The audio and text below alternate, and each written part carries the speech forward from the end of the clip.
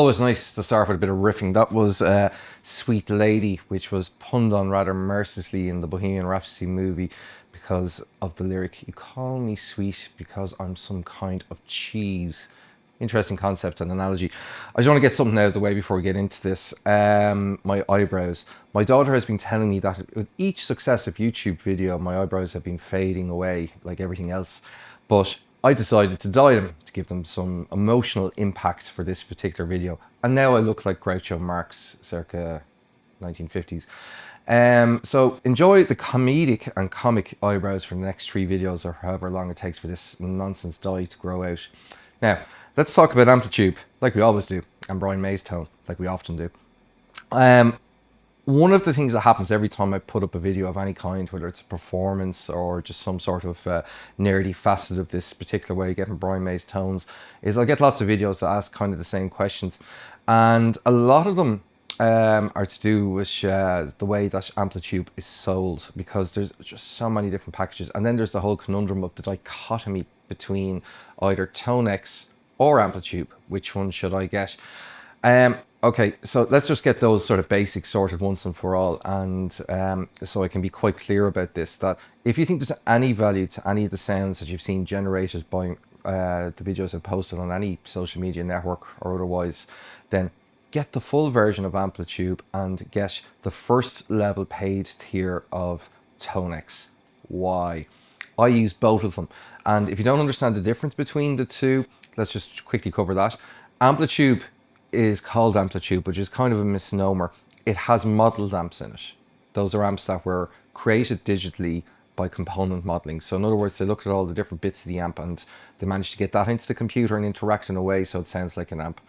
ToneX is a profiler, and that basically is something that doesn't really care what the components of an amp are, puts the sound in, listens to the way it comes out, and using very clever sort of neural network AI stuff is able to actually get a plug-in together that'll, or a capture together that'll recreate that sound with your guitar. So that's the difference. But the problem with AmpliTube, and the reason why I call it a misnomer, is it's not AmpliTube, it's everything you need tube. So in other words, it's got all the effects and lots of outboard studio type processing stuff that make this thing work. And this is a very important point about all guitar modeling. And the reason why when people think or get in touch with me, they think, oh yeah, you're just using AmpliTube Brian May. No, here's the point. When you use any digital modeler, what you hear is a recreation of that amp, and here's the punchline now, with a microphone up against the grill. And all of them you can change what that microphone is, and some of them you can change where it is, but that's basically what it's trying to do. And a source for a lot of the disappointment with people that get into digital modeling is the lack of understanding of that distinction. Now, I've been lucky enough to have used recreation of Brian May's rig a couple of times now, actually. His live rig, I've used treble boosters with real Vox amps on many occasions. I know what that thing sounds like and what it does and how it performs, but it's not the way most people have experienced Brian May's sound. And this is the key thing. If you grew up listening to the records, each of the songs, the recorded songs, they have different levels of production and different levels of gear and mics and stuff like that. So they're actually all kind of different. Now, there is a core tone that's familiar. And similarly, if you listen to the live gigs, or you listen to a live gig from 1974, 1986, one of his more recent stuff done with Adam Lambert, they're all actually quite different. And it's all down to production, but also a lot to the gear as well. So your goal in getting the tone has to be very clearly defined. Do you want to sound like you have a Vox amp roaring beside you in the room? Do you want to sound like the recorded version of Bohemian Rhapsody? These are all very different journeys. And what I'm going to do today is I'm going to underline the advice I just gave, which is get the full version of AmpliTube. Don't mess around, and get the first paid tier of ToneX. And I'm going to create a preset that's going to aim to sound like, you know, a Vox AC30 with its face being smashed to oblivion by a treble booster in the room that you're in.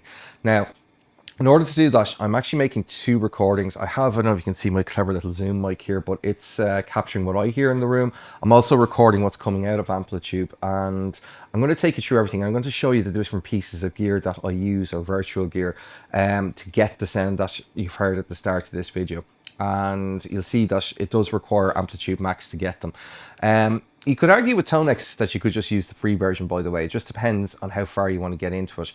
With the free version, someone can correct me if I'm wrong in the comments, you can download 12 user profiles. So that, in other words, what that means is you get the free one, you get a certain amount of demo material from ikmultimedia, but you can go to their cloud service and find stuff that people like me have created up there and download 12 of them.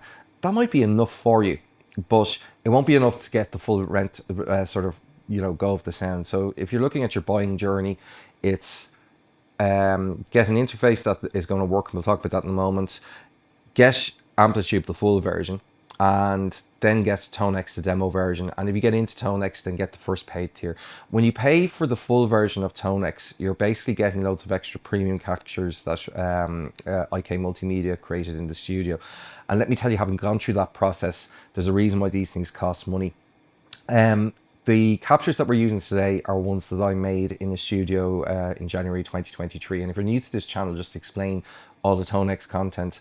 When ToneX came out, I ran a fundraiser and I rented a studio for 2 days, which an actual Vox AC30 from the early 70s and a more recent CC2X model, and one that I cannot remember the name of. It didn't really sound very good, so we didn't actually profile it in the end. But the one from the early 70s was one that Rory Gallagher had rented out and used on occasion.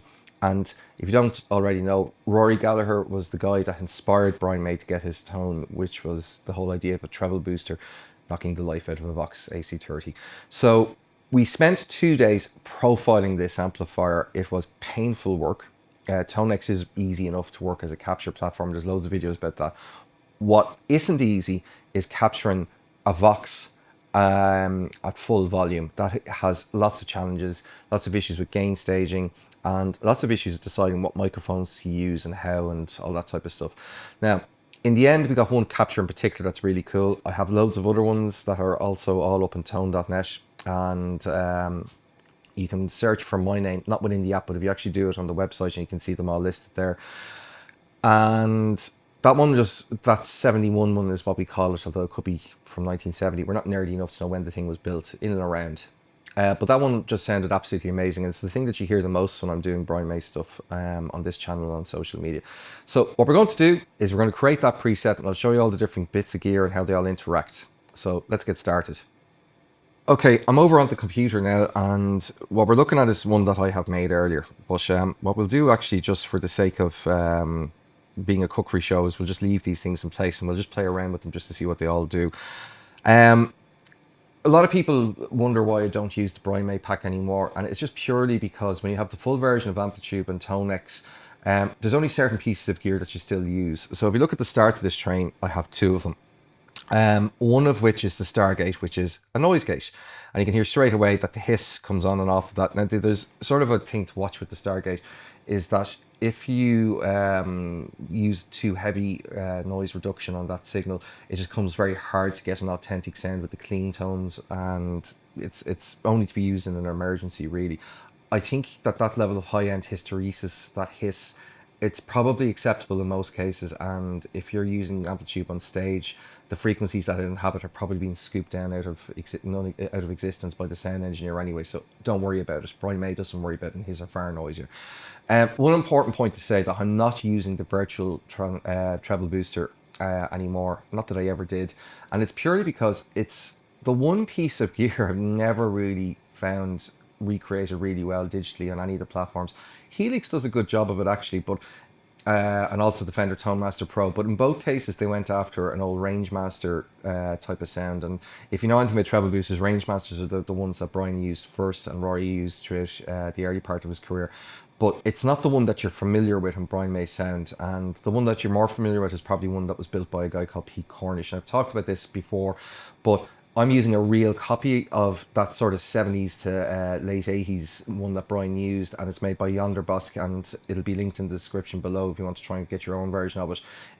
As I've said on this channel numerous times before, good treble boosters are absolutely key to getting the sound after the guitar and sixpence maybe. Anyway, let's go have a look. So the next thing I have is the Foxx Phaser clone. Now, this is actually, I think this does a really good job. Now I'm just going to give you a quick blast of it there so you can hear it with it on.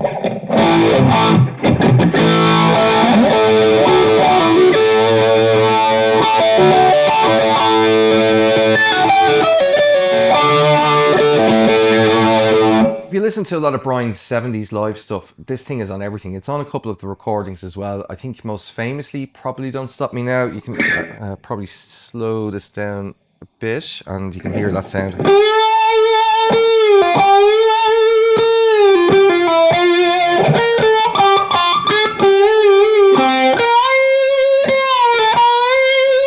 Fantastically triumphant solo. Now, I keep that in most chains because it is such an idiosyncratic sound and it doesn't use up a lot of processing power. So that's at the start of it. Let's move on. Now, let's talk about amplifiers. Now, this is the reason for a lot of confusion. ToneX is a profiling software, AmpliTube is a modeling software. But what a lot of people just can't get their head around, and just so it's absolutely clear, is that you can run ToneX within AmpliTube. So in other words, instead of using one of AmpliTube's amps, you can call up a ToneX profile. And that's what I do pretty much all the time. And where it gets more confusing is that AmpliTube also has its own set of speakers and the ability to load an impulse response. And you can also use that with a ToneX capture. So just watch how this gets confusing. We're using a ToneX capture of an old amp that I took with two microphones in particular. I had a 421 and a SM57 on either side of the grill and matched so that they didn't phase cancel. And that was what was giving me the most detailed amount of sound. And what I mean by that is you're using the SM57 to get the bright end, the 421 to get the thump of the amp. And I wanted to capture the full range of the amplifier because I would use EQ and other stuff later to try and sculpt it the way I wanted, given the particular context I was working in. But one thing that ToneX does particularly well is that using its algorithms and its clever AI, is it allows you to remove the speaker, which wasn't possible with the Antique that we profiled, and replace it with an impulse response or one of the AmpliTube speakers later. And that's actually what I do a lot at the time. So I can use the speaker and the amp as I capture it, but I can actually virtually remove the speaker and put in one of the virtual speakers as well, which can be actually very useful. So let's go back here. We'll have a little look at that. So if I click on this icon here, I get more options on my ToneX amp, and you can see that I've selected the Vox AC30 1971, but I have the cab off. Now there's other controls within ToneX which you can access by clicking this icon here, where you can do stuff where there's an equalizer and all that. I'm actually not really doing a whole lot of that. I tend to turn the depth control up. I'm not entirely sure what it does exactly, but it seems to offer a lot more lower end resonance, which can be desirable. Let's actually explore what it does. I'm going to just turn it all the way down, which is always, sorry, whoops, always a good way to experience it. So, and then we'll turn it all the way up.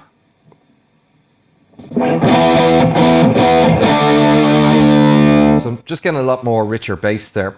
I'm not really going to go through any of the equalization stuff. I actually just leave everything flat here, to be honest. And just to be doubly sure, I'm going to do that and turn that back up. And we'll carry on. Now there is reverb as well that you can add in compression. I tend to use AmpliTube to get all of that kind of stuff. So in this case, I have the cab off and I'm using an AmpliTube cab. Now just to confuse matters, I'm going to just turn off the AmpliTube cab and turn the one that we captured back on. And this is probably more realistic to how this thing sounded in the studio.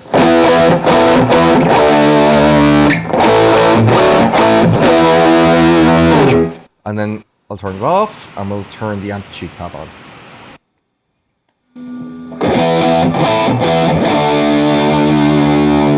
Now, if the AmpliTube cab sounds more produced, it's just because it actually is. I spent a lot more time tweaking it and working with it, and you know, I prefer that, but you know, it's just another option. Now let's go back onto the screen and we'll have a look at the first reason why you should buy the full version of AmpliTube. Now, Vox amps actually come in a lot of different flavors in terms of the speakers that they have inside them. Some of them will have the famous Celestine greenbacks, different variations of blue speakers, silverback speakers, goldback speakers in the case of some custom jobs, and they're all quite different. Plus the cab itself can make a kind of a huge difference too. The material that's made out of, whether it's open or closed on the back. These are all big factors. And the other side of it is how you capture them. What mics you use, do you introduce room ambience, yada, yada, yada. So let's have a little look and see what I've done here. Now, on the right-hand side, you can see all the different cabs that you can use with ToneX and AmpliTube amps. And what I'm going to do is I'm just going to copy my settings here so I can quickly flip back to them. So these are the amp cabs from the Brian May set. So this one is his blue speaker one from his signature amp.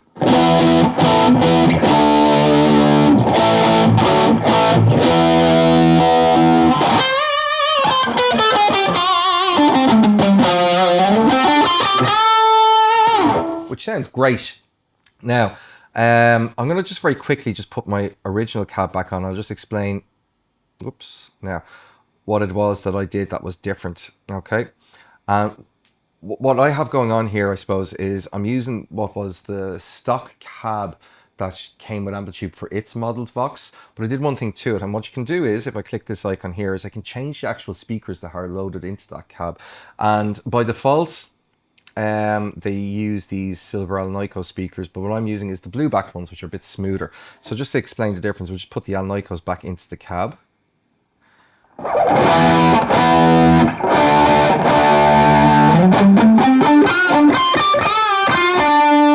they sound like that. And we'll put the blues in. And this is all just personal preference, but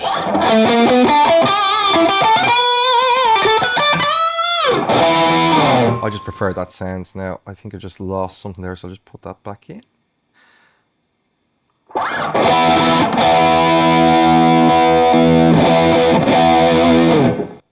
Okay, I'll just do that one again.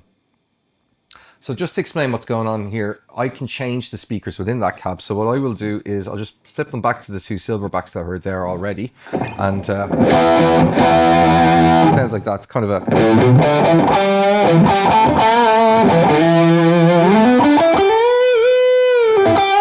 fairly dull sound, which is actually okay if you're using sort of the screaming lead sound. Sort of smooths out the high end a bit. But what I do, I prefer the blue sounds because I get a nice thump of low end and a nice smooth high end response, but without sounding too muddy.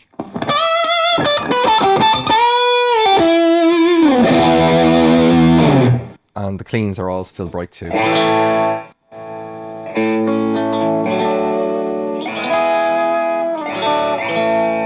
But what you can do is you can recreate what Brian has been known to do on stage before, which is have in the same cab a blue one and a gold one. So we can do that. So there's a blue on one side and we'll just flip a gold one in there and it sounds...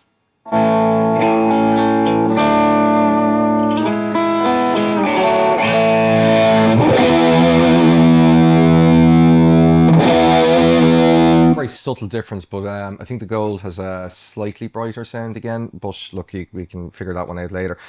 Let's have a look at what else I'm doing. So again, all of this is only possible with the full version of AmpliTube, the max version, because you're limited in terms of what you get in terms of speaker cabs and stuff like that. So that's why I'm saying shoot for the full version. The next thing that you need to do is you need to decide how to capture that sound and what the rest of the signal chain looks like. And that's a question of which microphones to use. And those microphones... there's different types of microphones. This is not going to be a video about microphones, but there's dynamic microphones, there's condenser microphones, which are very full frequency, very fragile in real life and need to be powered, but very useful for a lot of things like acoustic instruments. Dynamic microphones tend to have a fairly pronounced frequency curve to them, so they're time savers. You don't want to capture the full sound of what comes out of a speaker of a guitar amp. You probably want to already start some of the equalization process afterwards. So dynamic ones save time because they don't have the same emphasis on high end that a condenser would have, because you don't need it, and that's why they're usually the better choice for guitar amps. And then there's also, and I can never remember the name of these things, yes, sorry, ribbon mics. And ribbon mics are interesting. I don't think I've ever used a ribbon mic in real life successfully for anything unless I was trying to capture room ambience. And the reason for that is ribbon mics are kind of like what your ear hears like, is the best way to describe them. So they do have a good role in recreating sounds where you want an in the room sound. And I'll just show you what that sounds like. So what we'll do first of all is I'm just going to mute the SM57 I have here, and I have them panned left and right. So that's just because it's kind of a classic trick. But what I'm going to do now is I'm going to change this 421 into a ribbon microphone. And we'll just put it somewhere closer to the center and just pull it back in time. And see the way I'm grabbing the mic and pulling it around? You know, that's one of the great things with AmpliTube, is that you can do that. Anyway, this is what that sounds like. A bit bright there. I'll just move it over here, I guess, and maybe bring it closer.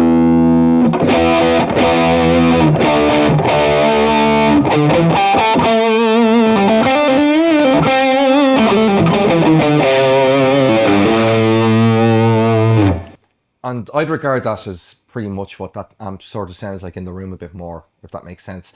So it would need work with the EQ to get it where we want it, but For today's purposes, I'm using the 421 and the SM57, which, as I say, is a classic combination. So we'll just get those guys back into play again. Now, next. So in real life, you've got an amplifier and it's in the room. And the thing about it is, we've got the microphones and they're like putting our ear right up against the speaker grill. Now, I've already said that dynamic microphones, they sort of mitigate some of that effect by taking some of the high end off the sound. Now, don't ever put your ear up against a loud guitar amp, you will go deaf. But if you were to do that, it wouldn't sound very nice anyway if you could absorb those frequencies, because it's not how we experience the amp in the room. So what actually happens is, when we have that amp in the room, and if it's a nice room, and we hear people talk about nice rooms all the time, particularly rooms that have a lot of wood in them and don't have a lot of reflective surfaces like mirrors or glass or steel. What happens is the amp makes a sound and it radiates that around the room. And don't forget that guitar amps, particularly old ones, were designed not to be mic'd and put into a PA, but to be the PA themselves.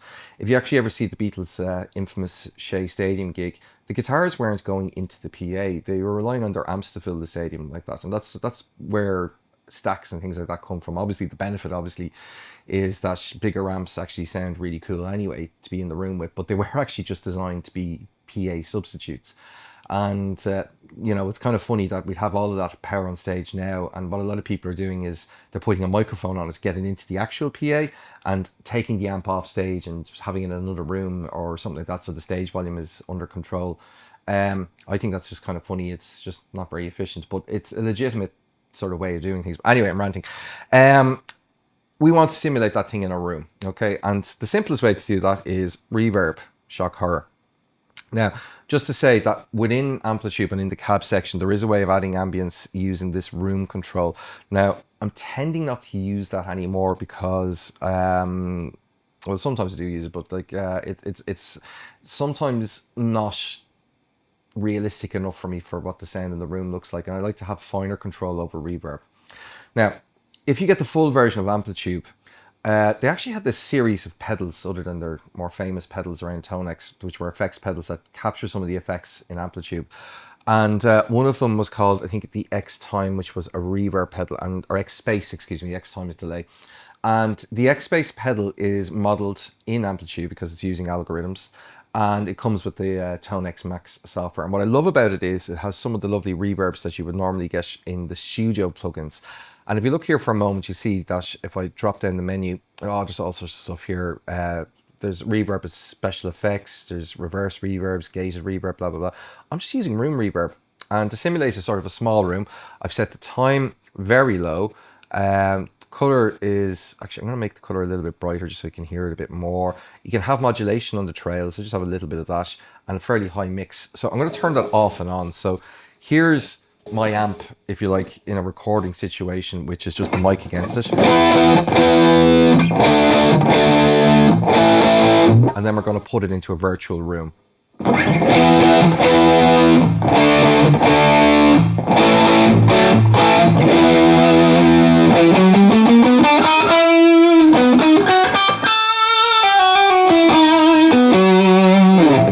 I think that sounds much more like you would actually experience that amp in real life. But here's the rub. I would never use that in a studio recording like that. And the reason why is that, maybe I would a little bit, but maybe not as pronounced as that, is that you don't want the amplifier to sound like it's in a space different to the rest of the instruments. Now, that's just a personal choice. But if you look at the way Queen recorded, they very often did the backing tracks in one take in the room. So the bass, some guitar, piano could actually happen in one run in the first instance. And they all sound like they're in the same space, which helps gel them together. Sometimes you might want to use reverb as an effect. So in other words, what that could mean is, like, the drums could be drier, the bass is obviously drier and all that, and the guitar could have loads of reverb, so it sounds like it's very far away. But regardless, you know, when you're recording, reverb is something you have to be very careful with, because it's a good way of losing a guitar and they mix it too much for it, or the wrong type is put on it, or if it is interacting poorly with other instruments that have their own sort of sense of space. But for simulating us bashing about in the room, this has worked out very well, I tend to think. Now, I'm actually going to roll the color back because I actually don't like that, but we'll go back to that another time. Maybe do a video about reverb. So now it sounds like an amp in the room. Now, let's have a look at some of the other stuff in the chain. Oh, now. So this parametric is actually doing nothing, so I'm just going to remove it so it doesn't confuse us anymore. But this graphic equalizer is the first step on how I treat my guitar for any scenario. And you know, this is, a lot of this is personal choice, but some of this is actually, you know, fairly universally accepted. If you're on stage with guitar or recording guitar, there's an awful lot of information in the sub frequency, so that's stuff below 100 hertz, and it's waffle. It's not really part of the sound. Now, if we're trying to create the sound of the guitar in the room, you could argue that it needs to be there, because the guitar in the room would have that. So what I'll do is I'll knock it on and off and see if it makes much of a difference. So this is with it off.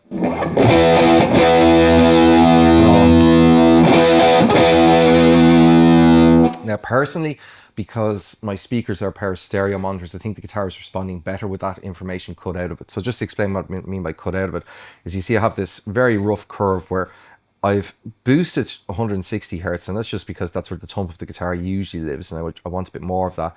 And I slope out everything below 100 hertz because guitar doesn't really have anything to offer there, and it's just waffly noise. Now, let's move on to this thing. And if there's one reason to buy any higher tier of AmpliTube, and by that I mean AmpliTube 5 normal version or max, it's to get this plugin. It should come bundled with all versions of AmpliTube solely because of what it actually does to the guitar sound, and it is the EQ81 channel. So going back to our analogy, you have a guitar, you put a microphone against it. Sure, you're going to put it into some acoustic space with a reverb machine because that's the room, but if you're going after any sort of recorded sound or any sort of experience you have it on stage, or listening to Brian's sound on a live album or whatever it is, it has hit a sound desk unless you're sat beside him in the room. And what this channel does, and it is a channel strip rather than an equalizer, is it adds a bit of compression, a bit of a musical sort of EQ, and it just sounds amazing. So what I'm going to do is I'm going to knock it off. So this is my tone without that plugin. And it's kind of okay because the reverb's doing a lot of work and we've got rid of a lot of the mud, but with it back on,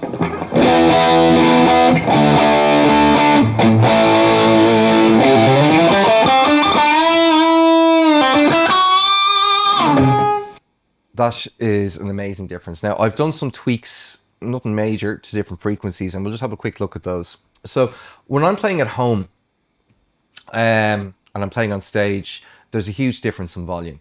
And what you may not realize about sound, you may not have heard, and this is another sort of mistake or thing that catches people out when they're doing modeling stuff, is that when sound is amplified, when it's made louder, our perception of what the original sound is versus the amplified sound is distorted. So in other words, sound doesn't get louder evenly. What happens is when it gets louder, the low end and the high end get artificially more pronounced to our ears, and that's called the Fletcher Munsen curve effect. So when I create a preset, it's potluck whether it's going to work for you or not, because there's a couple of different factors that'll stop it. I know this sounds bad, but it's the same for a lot of things like this. Are you going to be using good speakers? Are you going to be using stereo or mono? Are you going to be using it loud? Are you going to be using it at room level? Are you going to be using headphones? These are all things that impact the sound. And in addition to sort of expanding out the sound, the EQ81 helps you manage that. So if the sound is too bright, go back here, we have this control here, which is managing a wide band of frequency around 10 hertz.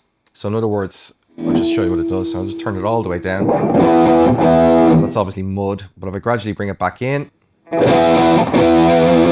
and if I had particularly muddy speakers, I could turn it up, and it's getting a bit thin for my speakers at that point, but that's what that one does. I also have, right now this thing is working some of the low end off, but it's already been done with a graphic EQ, but I used to shove this at about 180 hertz, and again, have it wide.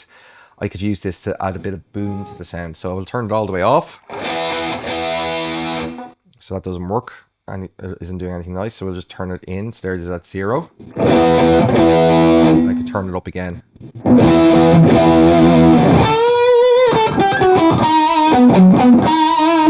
Now, I tend to just leave that fairly low because at the volume that I'm working at, I don't need that extra thump. But my point is that if you get a preset, anyone's preset, and if you put that at the end of it, and you use either of those controls to try and you know, match the volume that you're working at and the speakers that you're working with, that would be, you know, a good way of managing the effect and making it work for you as a sound, because the core elements, the rest of the chain, the effects and all that are probably okay. Now, just one other point about that as well, and this is the stereo versus mono thing. One thing that I abhor, and I see it often, is people just buying one single speaker to monitor their guitar sound, because in, you know, a normal guitar amp, there's usually only one speaker. Generally, with model tones, if you're using a mono signal, you should be fine with that. But it's very rare that you get that out of a modeler. The second you start using effects, like reverb in particular is bad for this. Or if you're using a stereo IR, or like I was using there, a cab that has information coming left and right. What happens is when you plug that sound into a mono speaker, is the left side and the right side information get collapsed into one signal. And if there's similarities between the two, so if there's a high end in either, then they get cancelled out and it sounds like mud. Now, you can use equalization to try and get that back, but I think that a good place to start with all modeling amplification is, unless you're 100% certain that the virtual signal chain is mono, use a stereo set of speakers. Now, at home, that could be studio monitors. When I'm on stage, I use a pair of wedges to get the signal up loud. I used to use one, and I'd have a bit of equalization to compensate for the lack of stereo, and that actually works quite well as well if you can't get two, but two is great. Now, if you start using stereo where there's extremes of panning going on, where there's a lot of delays panning back and forth, a lot of that effect can get lost on stage in particular, which is a bit tricky to manage. And I'm not an edge style guitarist from U2, so I'm not going to talk about that, because it's a very specialized area. But for a regular guitar tone that has stereo information, it's fine and recommended to have, by me, stereo monitoring for it, just so you stop the effect of it being collapsed in on itself and becoming dull. Anyway, those are the reasons why, if you like, the meat and potatoes reasons why getting a full version of AmpliTube makes sense. But let's see what happens if we want to take this for a walk. And what I'm going to do now is show you my live preset and talk you through some of the things that it does that require a full version. And let's bring that one up straight away. So we go to here, so many presets. Okay, so this is the sound that I use on stage. Now, it's been tweaked a little bit to sound good at louder volume, so it mightn't work as well at this volume, but we'll try it out. As you can probably hear, it's a bit lacking, but if it goes up louder, it does make more sense. So I'll just make this louder. And I'm just going to fly through all the different stages of that. So I'm just actually going to turn on the noise canceller just to get rid of that hiss so I can speak over. So first of all, I have the phaser as before, just in case I need it. I'm using 2 amps in a chain. Both of them are the 1971 amps. But the first thing that I use is an analog chorus. And just to explain what that's for. If you want to go after Brian's tone from his live years from the 80s, he used chorus an awful lot. And the way he used chorus is very particular, and he very rarely used it in the studio. Sometimes there's an effect, you'll hear it in some of the 80s records, but generally it's a stage trick. When he recorded guitar, what you often hear is one part and then another part played in left and right on the stereo field. So a good example of that is One Vision. So everybody thinks that One Vision might be one guitar part going, but it's actually that and one going, and then maybe another one that's slightly cleaner,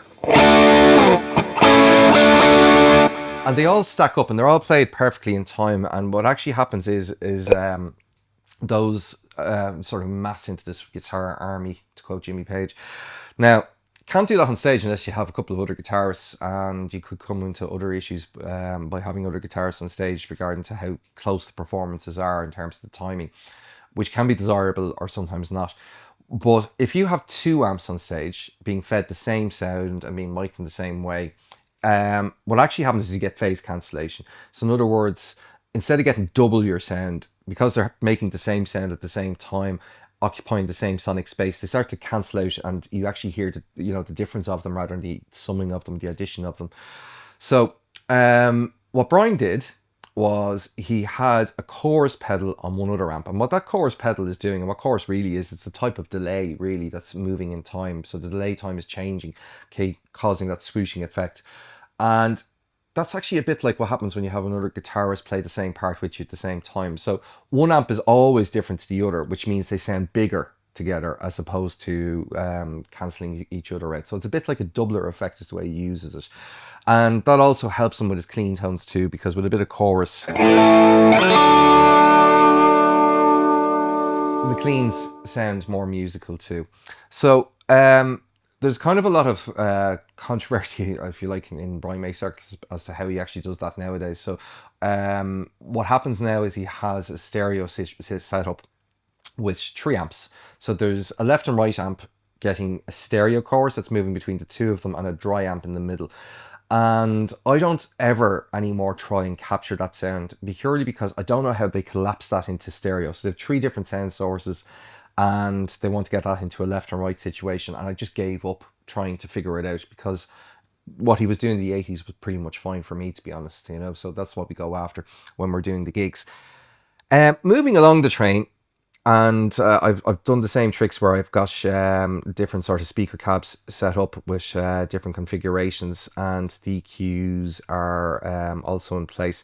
But what I also have, because I'm using the full version, is I have the Harmoniser, which I can put into the effects loop of one of the amps, and that's actually, it's a small effect, but it's one that I use a lot just for the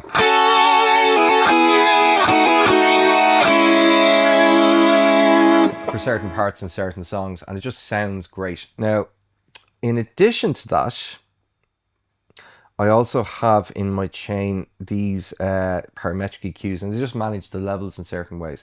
So when you use the Harmoniser, the perceived volume of the guitar will actually go down. So when I use my MIDI controller to kick in the Harmoniser, it turns on one of those as a boost. One of them also works as a lead boost as well, if I can't get to the pedal that I have assigned for that in good time. Okay, so I hope I've made the case for using just a full version of AmpliTube. I'm going to probably try and do some more experimental stuff where I use some of the other stuff, but there's actually too much stuff to cover in a single video. This thing has gone on for a half hour already. So all I'd say to you is, trust me, you will spend a lot more money trying to get up to the point where you actually have the full rack of effects, and it's easier just to get it right from the start.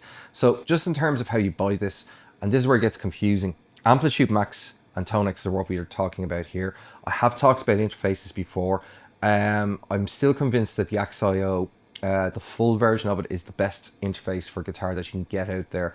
It's an interface that'll grow with you because it has all the ins and outs that you need, and it has the headroom on the gain staging to take treble boosters or other distortion pedals that you might want to use as well. So what I'd recommend is, if you're going to buy an XIO new, check out if there's a deal on either the retailer where you're buying it from or with ikmultimedia that comes with the full version of AmpliTube. The other thing I'll say to you is that AmpliTube can be discounted if you have bought stuff from ikmultimedia before. So in other words, if you have an ikmultimedia account, and even if you download some of their free demos, you get a couple of things called jam points. So if you're buying it directly from them, the jam points can cover up to 30% of the cost depending on how many of them you've accumulated. So it's worth investigating that as well. The other thing to watch out for is there is always seen to be some sort of sale going on with ikmultimedia, and you know, the sort of the full version of AmpliTube can often be bundled with sales around all of their plugins. So they have this Total Studio Max kit, which comes with lots of other stuff that if you're a recording person, you'll get great use out of. So it has all of their reverbs and a lot of their other EQ tools and stuff like that. And if you're using a DAW or DAW, do we say DAW or do we say DAW? But if you are doing recording projects, it's great value as well. And there's some great virtual instruments in there as well. So I hope you find that one helpful. I'll probably look at another project again where I show you how I do some of the things that I do. And if that works for you, subscribe, please subscribe. Because if I get subscriptions, I feel validated as a person, because that's where I get my validation from, not from being a parent or being a musician. It's from watching stats on YouTube, because that's the world we live in today. Thank you for putting up on my eyebrows, and I hope to catch you in the next video.